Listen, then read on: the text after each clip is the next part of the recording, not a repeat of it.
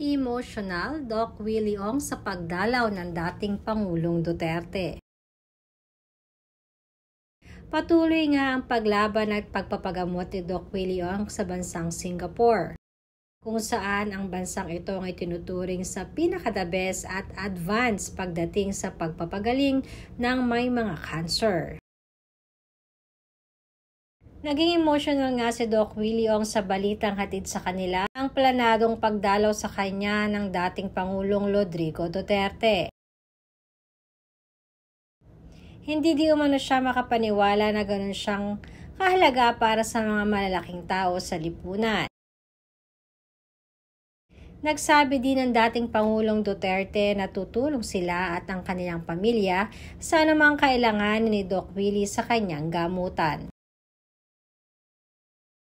Dagdag pa ng dating Pangulo na ipagdarasal di umano siya nito at ng kanyang buong pamilya. Medyo dumadaan tayo ng bumpy road sa buhay. But alam ko kaya mo. And nagdadasal kami.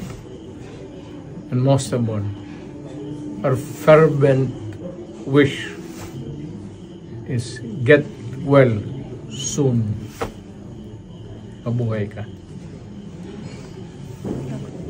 Looking at me and my bald head, because we met, I think, around 3 years ago when he was in MMDA. My message, my tips are: 1. You are lucky if you can still plan 1 year ahead. You can plan your vacation in the next 6 months. You can plan your children's part next year. But look at me. I can only plan until tomorrow.